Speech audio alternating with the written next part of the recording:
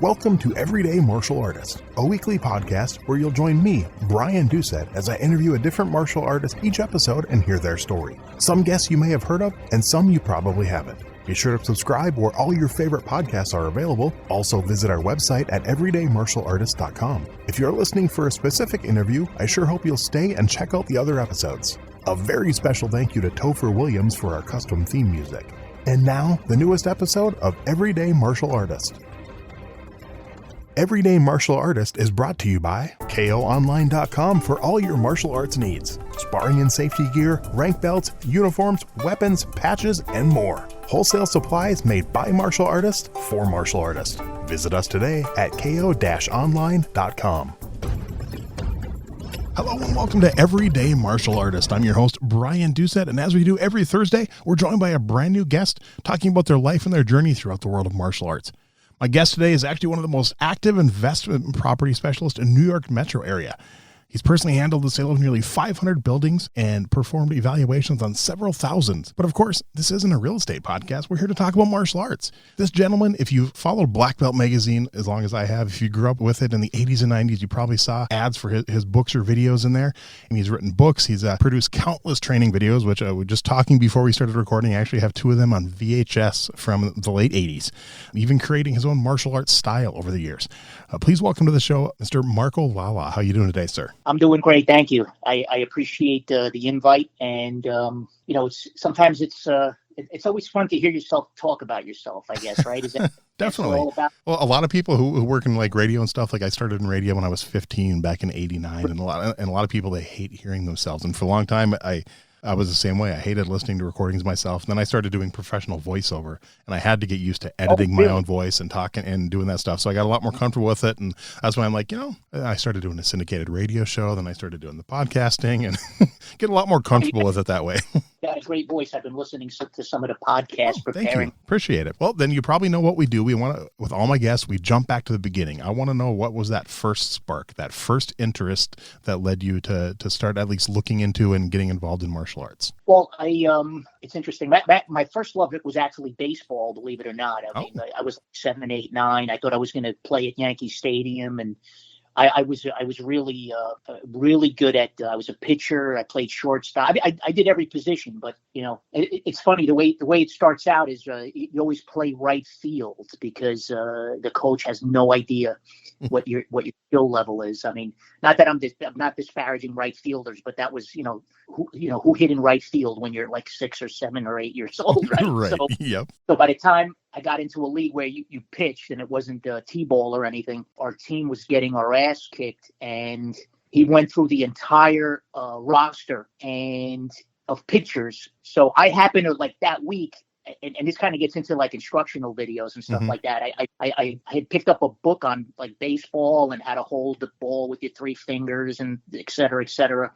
So he waves me, and he figures like, I got nothing to lose. Let's put Marco in there. I struck the sides out with 10 pitches. I threw 9 strikes. Wow. And we got our pitcher. But you can only do so many games a week. The guy wanted me like pitch like every game for the entire season. Yeah. But then as I got older, I mean, these guys, oh my goodness, it was like when I got into just before I got into high school, I guess it was like the Babe Ruth League. I mean, these guys were monsters. Mm-hmm. And I was always a small kid, and it was a little intimidating. And that was kind of like what led me to look into martial arts, because I started lifting, and I wanted to get into shape and, just be able to physically handle myself, not so much for fighting or self-defense, but just because I was always a smaller kid, the smallest kid in the class, if not the second smallest. And I was intrigued by superheroes like Spider-Man. And then I watched a martial arts demo on TV, and I was like, holy cow. I think studying karate or martial arts is the closest thing a human can become superhuman, right? Because of the feats of the brain strength, beating up multiple opponents and stuff like that. So that's how I got involved in the martial arts. I just wanted to like better myself physically, and I was always very athletically oriented as a kid, and that's how I got into my martial arts. I started with Kempo, okay, a local school, American Kempo. I think it was an Ed Parker offshoot. I was in the 8th grade, and summer came and I quit, and I felt weird going back to the same school. It was almost, I have to confess, it almost felt like, I quit, and then to go back, I didn't know I was going to lose face or whatever. So I joined a different school, and it happened to be a Kyokushin organization. The instructor was Japanese. He slept at the dojo. He was sent from, Japan, as they called him Uchi Deshi, right? Are you familiar with the phrase? Uchi Deshi. He was an inside student. So a lot of these guys, actually, that was their ticket out of the country. These Uchi Deshi, they would live in the school in Japan for like 2 years. And then they're like, all right, you're going to go open up a branch in Chicago or New York or what have you. This was in Westchester. So that's how I got started in Kyokushin karate. I was 14 at the time. So the rest is history. Thank God I still have my joints and limbs are still. So what are some things you remember? I mean, for the time you spent in Kempo and then joining a new style, what were some of the differences you noticed right away? Obviously, it's a very different style. Anyone who knows martial arts, what are some of the things that first jumped out to you? And was there anything at 14 you're like, man, what am I getting myself into? I can tell you the one thing that looking back, because I didn't know any better at the time, the class structure that I thought in Kempo was, I think, much better designed to improve quicker, because their model was the complete opposite. In other words, you paid for privates, and then they had, because, you had to go through that self-defense curriculum, right? Every belt had like, these are the 27, ways to get out of a front choke or blah, blah, blah, the rear grab and so forth. So you did literally, if it wasn't a one-on-one, it was like one instructor with 2 students, and you went through the curriculum religiously. And then you had a group class like 2 or 3 times a week where you would put pads on and spar, right? So the karate was the opposite. It was like they just tried to get as many people crammed in there as possible. You did the down block, the up block, you walked up and down, you did the straight punches or whatever. And the sparring was just insane. I mean, we did I always used to joke around in that back then the instructors there, from coming from Japan, like one of their tests to come here was like they had to go through either like the 50-man kumite or the 100-man kumite. So that was just like when they taught, if they had 7 guys in class or 37 guys, like they would just line everybody up and just beat the crap out of everybody. Wow. And to the point where if they beat you up so that you wouldn't, if you came back, you deserved to stay. But if you got beat up really bad and you stayed, they didn't care. And the way they did it was interesting. You lined up, and then the first thing they would do is like, let's say, they went from belt rank. So the first guy fought the second guy, then the second guy, the first 2, and then the next 2. So you're like, there was like 50 guys in class, you're watching like 25 matches of people like literally virtually crippling each other, and you know who you're fighting. So you're standing there for like 20 minutes. They're thinking, oh man, you're looking at the guy you're going to fight. I'm like, this is going to be us in a few minutes, man. Good luck. Wow.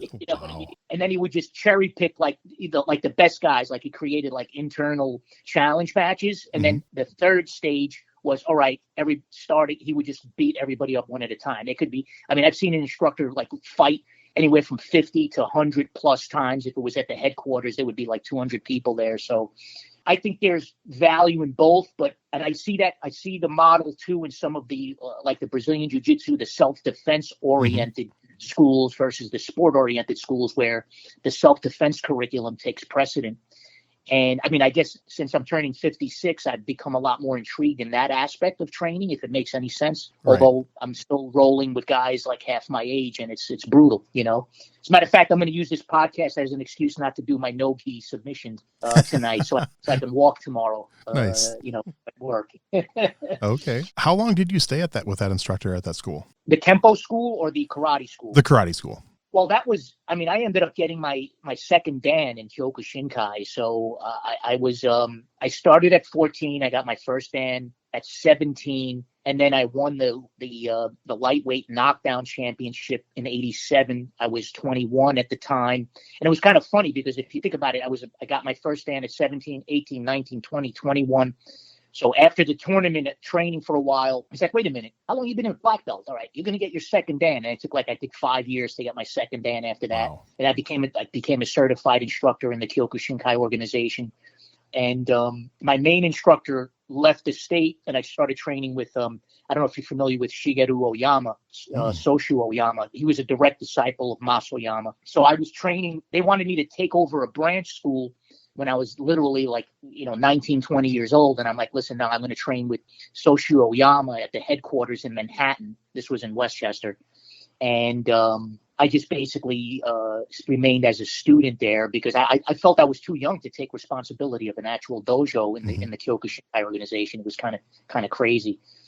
Plus I was still in school, trying to figure out what I'm going to do with my life. So it was a solid 10 years plus, and then I was slowly going back and forth. I did, up until like the very early 90s, 91, 92-ish. And then I opened up my own dojo for a while in Westchester.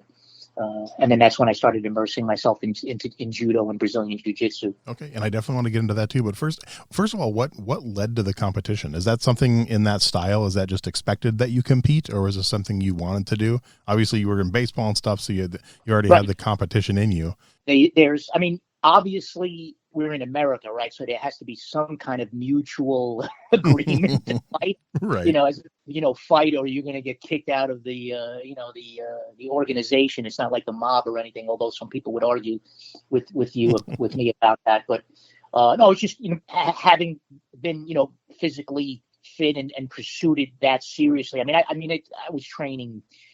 Aside from school, there wasn't any day that I wasn't training 3, 4, 5, 6. The weekends, each like Saturday and Sunday was easily like 8 to 12 hours each day. Because what else was I going to do? Mm-hmm. So it was almost anticipated that I competed. Plus, I was teaching. It's funny, in the beginning, I ended up like within 6 months, I progressed so well because it was mostly memorization, right? All the techniques. So right.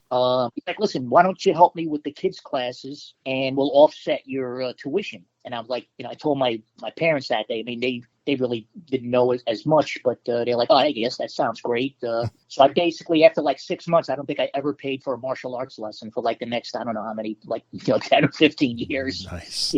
Just taught the kids. But back then it was not as regimented as it was. Like now, you got like these, here's videos, like here's 1,000 games you can do with your kids. The classes are short and it's a lot more psychological. Mm-hmm. This and that. The kids' class was the same as the adults' class. That's why they would normally be bored out of their minds. And then I realized why the instructor was even willing to let me train for free if I took over the kids' classes. I was like, imagine, it's not a, like you got these 30, 45 minutes and then, the attention span and then a new class or new type of training.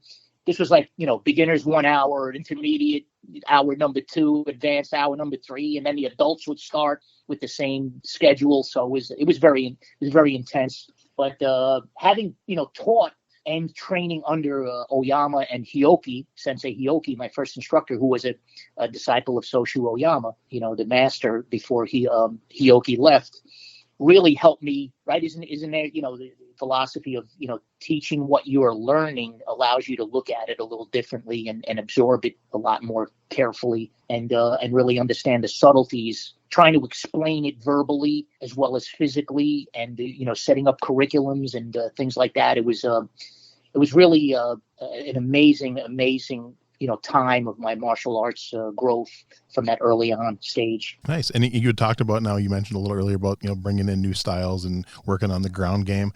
Now, right. When you, first of all, I want to know what led to that. And then at the time you started doing that, were you already planning on potentially starting your own style, or was that later down the road?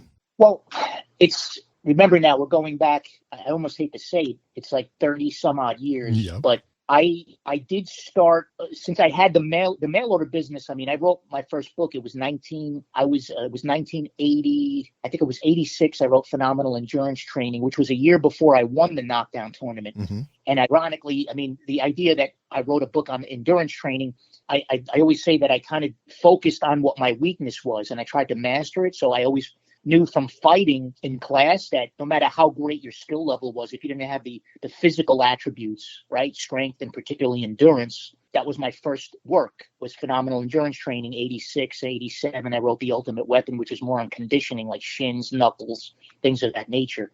So because I was in the magazines and advertising, Inside Kung Fu, Inside Karate, Karate Kung Fu Illustrate, all those publications, you started seeing ads both for the Vale Tudo and the Gracie in Action and all that stuff. And I'm like, you know what? to me, that just looked like a natural progression for a combat artist, right? If I wasn't trying to learn it, I got to learn how to defeat it, right? So, and I was already kind of doing that with Kung Fu and, Taekwondo and other arts. So that, then looking at the Judo and the Jiu-Jitsu, even in my phenomenal endurance training, which was 1986, I had pictures of me in there doing wrestling, and my knockout any attacker tape, which was 1990, I think I put that out. It was 91, which was 2 years before the UFC. There's grappling, me like wrestling in my basement dojo in there. So, but then seeing it become more and more formalized, I started doing judo, but I already had my club. So can you imagine? I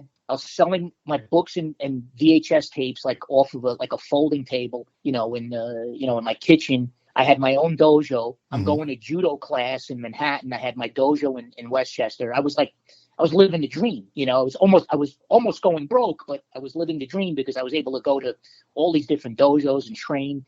But I got so obsessed with the judo, and interestingly enough, the judo club that I trained in, Oishi Judo, he's still around. Shiro Oishi, the guy was a Greco-Roman and freestyle wrestling champion. His brother was a head coach at Penn State's wrestling team. He was a judo champ, AAU. That's where Renzo Gracie and Greg Cook actually started the Brazilian Jiu-Jitsu in New York. Okay. So I used to take the kids class was like between an hour and 2 hours, and then I would take the two adult classes, and then Craig Cook would come in and teach the Brazilian Jiu-Jitsu. So I used to sit and watch there. And then after like 6 months, he would come over to me like, "Listen, man, you either got to sign up or get the hell out of the class." I was like, this is just like how Helio Gracie did it, right? He just watched for a year, and then he jumped right in, right, when his brother was sick or something. You ever hear the story? Oh yeah. It was just amazing, the exposure there, at the time. And so I used my karate dojo. It was almost like a laboratory, because a lot of my grappling tapes were filmed in there as I was systematizing all the groundwork from the judo, and then I realized how the amazing stand-up from judo. And if you look at some of my videos, I did enter tournaments. That was kind of like a little later in my career. I wish I could have started earlier, but I got my brown belt, I think it was within 18 months. And in a lot of judo tournaments, they just lump the brown and black together. So I have 18 months of formal grappling training, and I'm fighting black belts. Some of these guys were nationally ranked and stuff. So I was able to pull off some throws, but most of my stuff was trying to get them down to the ground, because I knew they were a little weaker at that level. So, there's always a strategy, session there, and trying to figure everything out. And then when I moved to New Jersey, that's when I ended up, ironically, the dojo that I was training out with here, Edson Carvalho, he was a Carlson Gracie black belt, one of the very few that's on his list, Carlson Gracie. But his father was a judo teacher. He's doing this 5 years old. So I thought I was in heaven. And they used os, there was the Japanese terminology, right, from the judo. I'm like, holy shit, this is Brazilian Jiu-Jitsu judo with a formal format. Because a lot of the traditional Brazilian only schools, they were always kind of known for a little bit more of a laid back, right, approach in their but even now you hear everybody using os in jiu-jitsu, which is kind of I think a more recent phenomenon, actually. But I've been doing that since I was a kid. It's a very important word. Oh yeah, it's probably the important word in the martial arts, in my humble opinion, philosophy.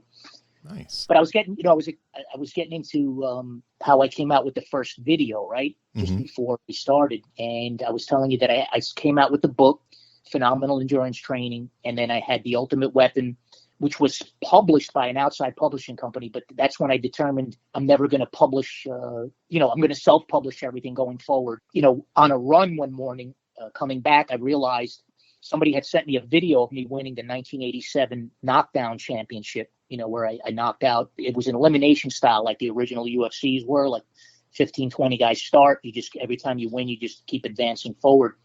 So I just had an epiphany to put out a tape called How to Knock Out Any Attacker Within Seconds, because I had 4 knockouts that day. So I was like, it was a great enough headline to sound like it was bullshit, right? Because you have, the Jim Mock stuff, right? Everybody was like, oh, remember the quick kill knockouts or whatever? Oh, yeah. I could say, but live proof on video. So I'm like, okay, this is perfect, because I never wanted to put anything out that somebody could challenge me as exaggerating, the technique. You know what I'm saying? I didn't want to. Yep. I didn't want to be guilty of that, so to speak. So I did a mailer, and I always tell the story when I sent out the mailer for the video.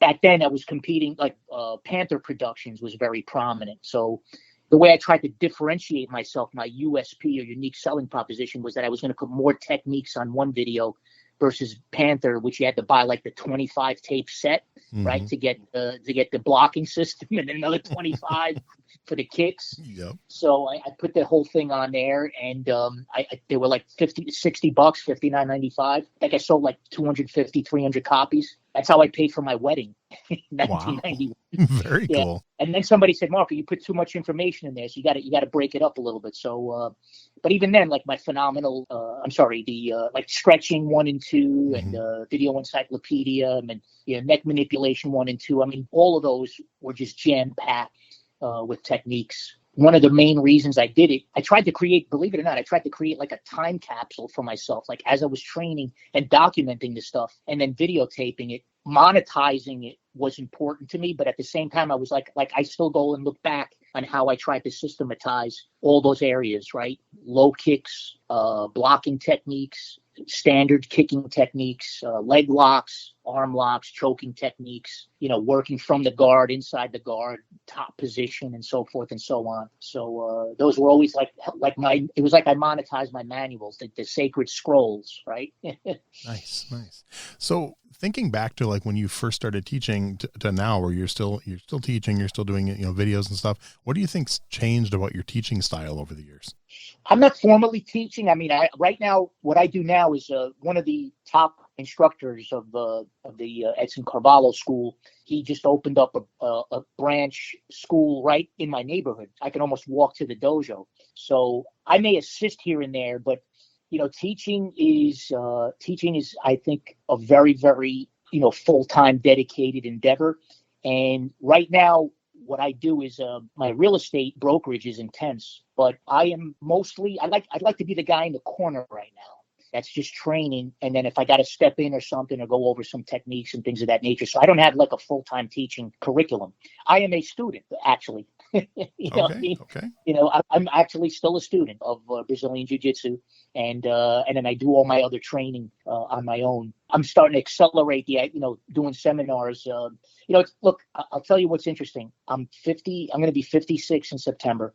My son is graduating college in May. He just got a tremendous job offer at a very large real estate REIT as a financial analyst. My oldest daughter works for me on my brokerage team, and my middle daughter works for Ernst & Young. She was at Goldman Sachs. I'm going to become a teenager again. I'm like, it's done. It's done. 3 colleges, everybody's set. I'm going to start playing again. You know what I mean? And so I'm getting my second wind all of a sudden.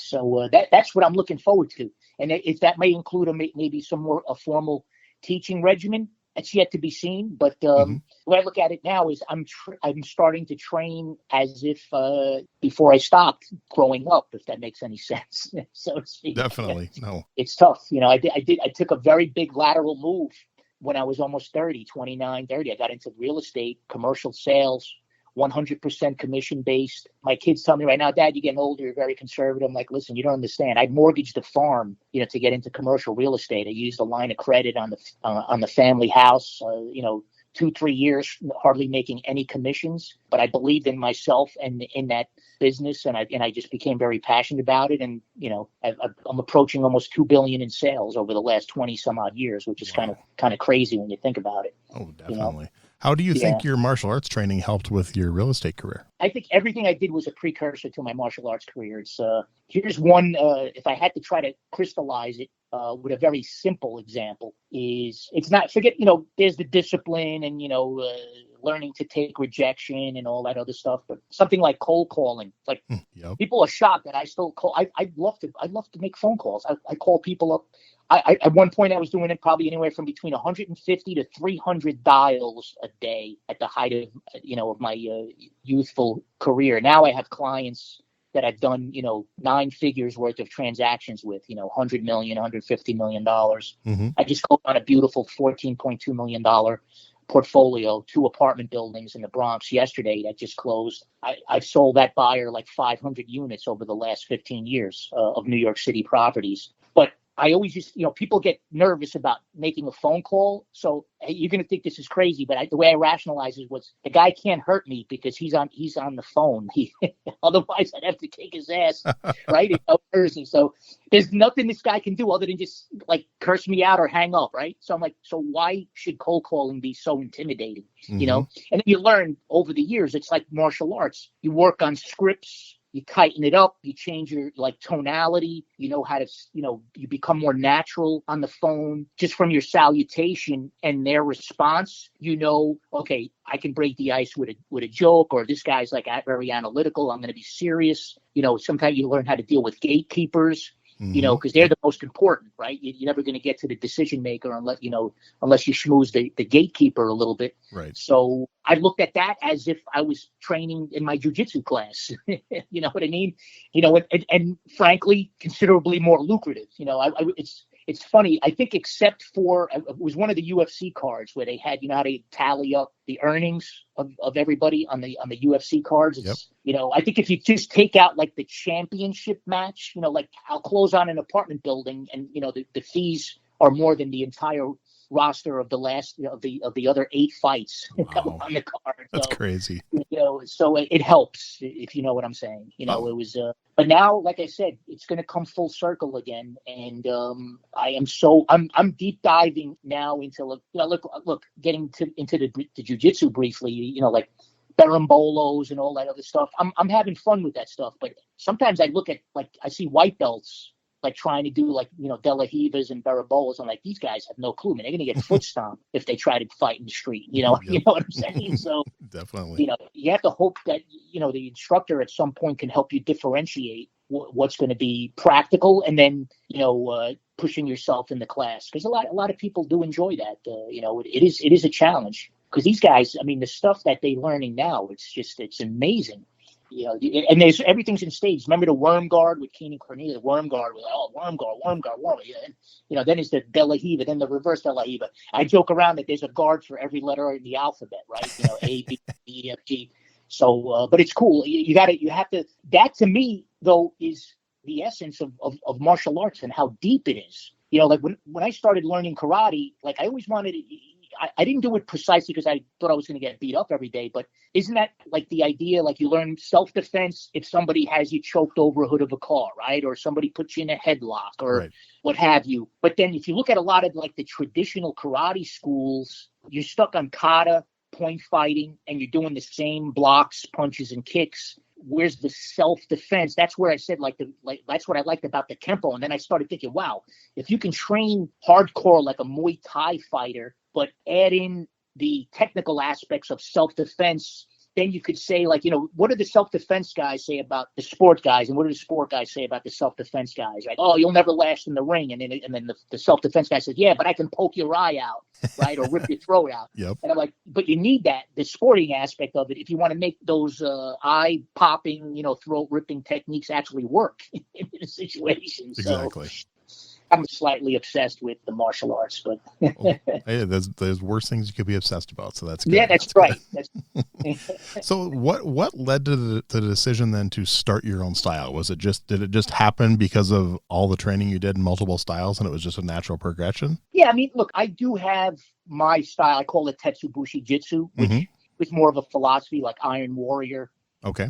Iron Warrior art, right? Tetsubushi Jitsu, Tetsubushi Do is way I used art, just because I wanted to sound like Brazilian Jiu-Jitsu or Japanese Jiu-Jitsu. Right. But to me, that was like a Musashi type of, not masterless Ronin Musashi, but I looked at, and again, there was some methodology to it, but, there was the Kyokushin karate and the striking, which has a lot of influence from Muay Thai. And then I added Western boxing because of the hands, the mitt training and stuff like that. And then if you read about the very early Kyokushin days when Thailand issued a challenge to Japan, and Oyama was the only one that responded and sent like 4 guys Thailand. But it was funny. They had a camp where they had to bring in like a boxing guy. They learn a little bit of Muay Thai, but because they were so hardcore, it was natural for them. Do you understand what I mean? In terms of Yep. so you had the Western boxing, Muay Thai, Kyokushin,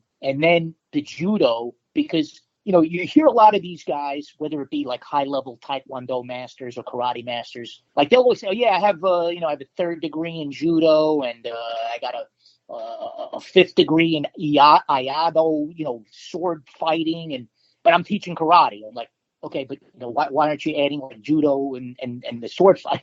Let's see what the extent of the breadth of knowledge. So by having the karate, the judo, and jiu-jitsu, the Tetsubushi Jitsu is my expression, right, of almost 40, like my lifetime of training.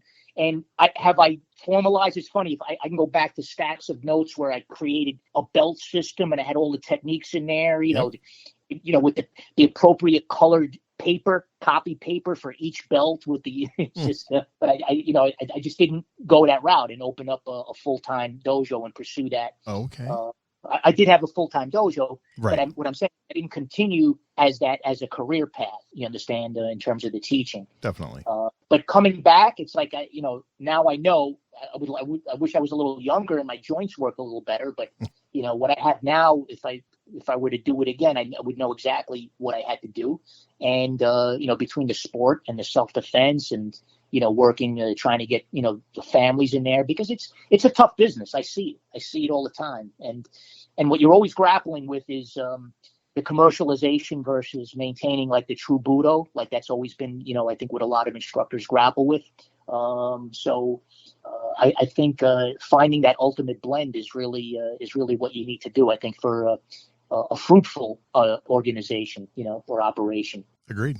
So what advice would you give someone who contacted you and they're thinking of getting involved in martial arts? They've never done it before in their lives, and they just want to know like 1 or 2 tips, what to look for, and maybe something to avoid. The first thing I would do is have them go to my website and order and download all my. No, I'm just kidding. Download all my martial arts training. But it's tough. First of all, okay. So how old are you? Right. What are your objectives? How much time do you have to devote to it? And it's hard to cherry pick a system. Like people tell me this all the time, especially parents that because they see what I've done and they're like, oh, I would love my kid to get focused or disciplined in something like that, and maybe one day become successful. Do you recommend a school? And I always say, listen, you got to, just like somebody asked me for a mortgage referral or whatever, you got to go to at least 3 or 4 different dojos. And if you walk into, let's say you're like 45 years old, I'm not saying Muay Thai, you couldn't do it, but if you walk into a dojo and you see a bunch of guys basically just doing rounds and rounds of all out leg kicks and knee kicks and head punches, I don't know if that's the right move for you. Right. You understand what I'm saying? Even like, I would always recommend if you can find a good judo school, but you know what? A good judo school, you got the throwing. If they don't focus carefully on the break falls and how to fall properly. I mean, I know, like, even though my dojo is a judo and Brazilian jiu-jitsu, so I have formal black belts in judo and in jiu-jitsu besides Kyokushin. Judo kicks my ass 100 times more than the Brazilian jiu-jitsu. I mean, at least I'm on the ground already. Right. I'll get hurt already on the floor. You know what I mean? When I'm grappling. So, going airborne and then hitting the ground and getting hurt, that's a different story. But, at least Definitely. I eliminate the airborne part when I'm getting hurt on the ground. But I think you need to find, and this is difficult. I think you need to find a traditional school that has a open-mindedness. Okay, to me, that was like also what Tetsubushi is. The Iron Warrior art. It's like it's eclectic. Like I don't know. Like I look at like Jeet Kune Do, for example. Like I don't know as much about like Bruce Lee's formal background, with Yip Man and, where, they said he boxed a little. I don't know what rank he had in Wing Chun. I guess it was it wasn't up there as an advanced rank or anything like that. Right. But when you look at the 2nd, 3rd, 4th generation, to me, it looks like it's like almost like Krav Maga. I think if you're just trying to do a mishmash of everything, I don't think you're going to get it. What the guys that I've seen successful in those arts, like the Krav Maga and the Jeet Kune Do, are the guys that had a traditional foundation. and then expanded their knowledge. Does that make sense? As opposed perfect to sense. just, Yes. this guy did 3 months of this, and I got a certificate because I went to a seminar, and now I know everything about knife fighting. And then I went to this guy's school for 2 months, and I got some, bullshit certificate about self-defense, against guns and knives. And, I don't know, like, I hype it up a lot in my material because I'm proud of the fact that I went through 3 traditional arts that did have a sporting side to it, right? With judo, Kyokushin Kai with the knockdown fighting, the judo with the randori, and the jiu-jitsu with the groundwork. That's a difficult thing to find, a nice traditional base with open-minded training with some pressure testing, if that makes any sense. You got to have the pressure testing in the dojo. Definitely. Great answer. I like that. So what are your thoughts on MMA and the UFC? I know you've mentioned it a few times. Are you a fan?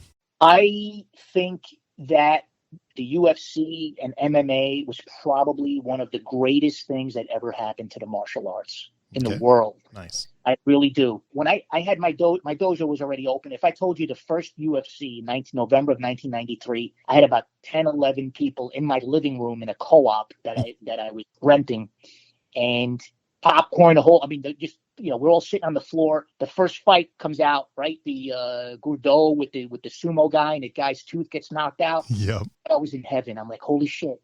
If you had 20, 30 years of martial arts experience, you walked in there and you just got your tooth knocked out of your head. I'm like, you just wasted your whole life. I was like, thank God I saw this now.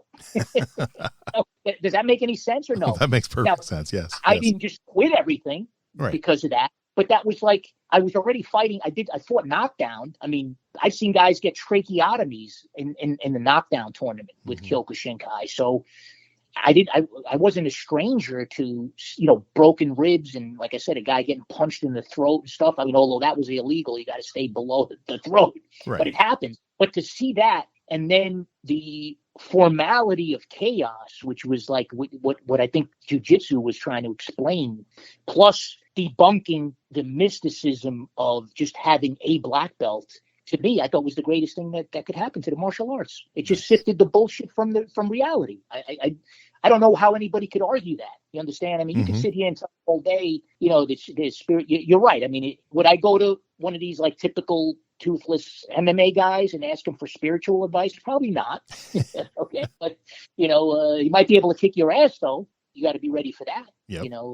Not trying to stereotype every MMA, but, some of these guys are, they just, they're not focused. They might have a 2 or 3 year stint, but because they're missing probably the most important component of martial arts, they end up becoming failures, if that makes any sense. I mean, you gotta, I really think it's definitely, I think you could argue that like George St. Pierre, like was the epitome of his traditional foundation training and being level-headed and excelling as far as he did. You know what I mean? That's something to be admired, I think, in MMA. You can't poo-poo MMA or no holds barred even because of a few bad apples. You understand what I'm saying? Oh, perfectly. I think if you ask any legitimate master, there's a point in time in your age and your progression of martial arts where you have to be tested physically.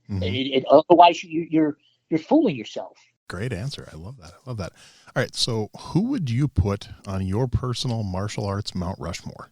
Oh, boy. And it doesn't have to be 4, but if there's, a couple, 2, 3, 4 that you could think of that just for you personally are just up there. I think, obviously, I believe Masoyama is up there. Yes. I think Kano probably, Jigoro Kano has to be there 100%. I am somewhat biased only from a knowledge base of the Japanese arts. I mean, I'm sure there's like a Filipino who could be representative, of a Mount Rushmore designation. You understand what I'm saying? But it's your personal choices, though. So I think Kano, Maeda might be up there. Masoyama. I think those are 3 guys that could be considered for that designation. I believe, yes. Hey, it's three great answers. Yeah, and I would add. I mean, nobody would know him, right? Because he's like teaching in a school in the middle of Arizona somewhere with like no patches on a gear and everything. That would be my original sensei Hioki. who was probably one of the most dedicated martial artists that I've seen in my entire life. My first Kyokushinkai instructor, I would have to say that he would be up there. I mean, he basically was like my second father. When I started training 14 to 17. Cool. So in all your years of martial arts, is there one philosophy you've learned that rises to the top that's just really special to you, you keep coming back to? Yeah, there's no question about it, and I've mentioned this before in interviews, and I live and die by it, and I made my children live and die by it. I remember when my kids were small, I created an acronym, P.R.A.D, P.R.A.D, Okay. which is to me the 4-word definition of us, which is patience, respect, appreciation, and discipline. That to me is the answer to any problem that you have in life. Any problem is you have to, and that's in any endeavor, whether it be, business, economic, personal relationships, or whatever. To have the patience, and I can get cute now, like I put patience and then discipline as the bookends there, because people say motivation, but motivation can be short-lived. You have to be disciplined to do some things that you don't like to do, or you may not be motivated to do, right? That's like a whole Jocko thing. Definitely. So that was, to me, when I used to say, what is, Osti, everybody says, oh, that means hello, that means goodbye. It's like aloha, right? Or something like, well, it's like, it's like, no, it's so much deeper than that. It's a philosophy that I will take to my grave, frankly. And I think so far, from what I've seen as a result of my children, and I'm blessed in that regard. The spirit of us. If you Google that, you'll see like a ton of articles on it. The spirit of us: patience, respect, appreciation, and discipline. To me, that overrides any challenge in that a human can face. All humanity. Great answer. All right. These last few, these are some fun ones. This one, you can't pick one of yours. What is your favorite martial arts book? One of my favorite martial arts book. I did actually enjoy The Tao of Jeet Kune Do. I remember when I got that, I saw that in a bookstore. I jumped on it right away. Seeing the hand-drawn illustrations and everything, I was like, oh, you know what? This is somebody who Bruce Lee was not chained to a style. And you know what?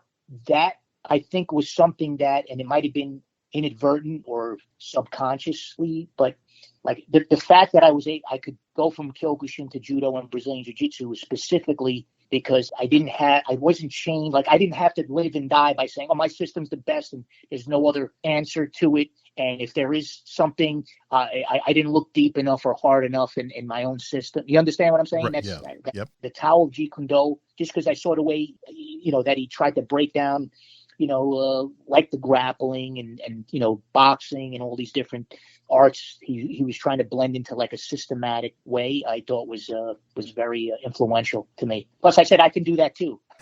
There you go. Nice. Now this one you might not have an answer for, depending. I know you kind of grew up in the 80s too. So did you have a favorite martial arts video game? Were you ever a gamer? Not really. I'll tell you I got I remember getting the first Atari, I don't know if you remember that. Oh yeah. 2600. Yep. It had the little stick there and just the thing went back and forth. But I will tell you, I was very intrigued by the arcade games and anything that had to do with cars. Okay. I just felt like, putting the pedal to the metal and Nice. Knowing that if I crashed, I wouldn't get in trouble because it was just a video game. So, but not so much the martial arts video games. I was too busy training it. Well, that's good. That's good. All right. How about a favorite martial arts TV show? Favorite martial arts. I did used to get into David Carradine. Kung Fu. Okay. Yeah, Kung Fu was something that it was so strange. Yes. You would just get hooked to it, all of those martial arts shows of that genre. Like you would watch a 1 hour show to see like 2.5 minutes of fighting. It was like, Yep. Why didn't you just do like a half hour of fight scenes? But you would watch the whole thing just waiting for somebody to fight. But that was something that I enjoyed. Nice. All right. How about a favorite martial arts movie? Favorite martial arts movie. Those are good. I liked I remember his name. I forgot what his name was. Kill or Be Killed. Who was the guy that then there was Kill or Be Killed. I'm trying to remember who the actor was in that. It was pretty cool. It was one of the first movies I saw where there was a scene where the guy went in to meet this high level instructor, and the first thing he said was "us," and I think that was the first time I actually heard that on a TV in a movie, in a movie theater. Are you familiar with that show? You should look it up. Kill or Be Killed. It was kind of interesting martial arts movie. That's what I liked. Yeah, that doesn't ring a bell. I'll have to look it up. I like Perfect Weapon too. I thought that was Jeff Speakman. That almost got me back to like my Kempo days. Yeah, I just interviewed Jeff a few weeks ago, so that's the. Was it that recently? I did see him on the. Yeah, I think it was like 3 or 4 episodes ago. But yeah, that movie's the reason I moved to California in '96 to learn American Kempo. So. Okay, yeah, reading about that. Nice. Yeah, that's intense. I mean, you could see that he definitely, when guys get into like a lot of that intricate stuff, you always wonder if that could like really work. And I think he actually was able to demonstrate that that I can tell from the movement that it was, the guy was definitely high level, without a doubt. No, agreed. Definitely 100%. All right. Final question. Now, this one doesn't have to be a martial arts movie, but do you just, in any movie, do you have a favorite movie fight scene? You think that just a fight scene that just you love watching over and over? You gotta. That's a tough one because obviously there's always like the Mel Gibson, right? From Ultimate, Lethal Weapon. Yep. Lethal Weapon. I was gonna say Ultimate Weapon. That was the name of my book. That one was pretty cool. But I'm trying to think. What was a good fight scene that wasn't a martial arts movie? And it can be a martial. It just doesn't have to be a martial arts movie. Doesn't have to.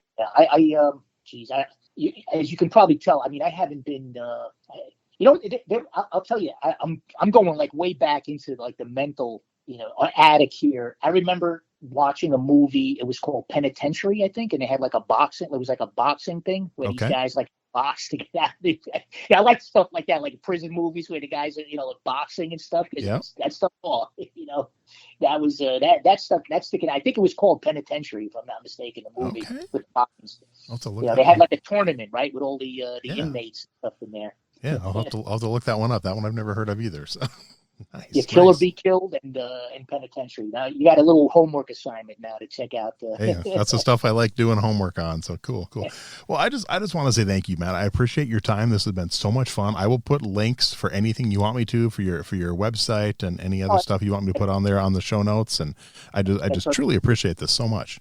Thank you. I had a lot of fun. It was very nice. Thanks. Anything you need, or if you have any other questions, you have my number. Just reach out to me. It was a pleasure. Thanks for listening to Everyday Martial Artist. We hope you will join us every week for a brand new episode with a different martial artist telling their story. If you enjoy the show, be sure to leave us a review. Also, be sure to check out our website at everydaymartialartist.com. There you can find all of our episodes and contact us to suggest guests and ask questions. Again, thanks for listening to Everyday Martial Artist, and we'll see you next week.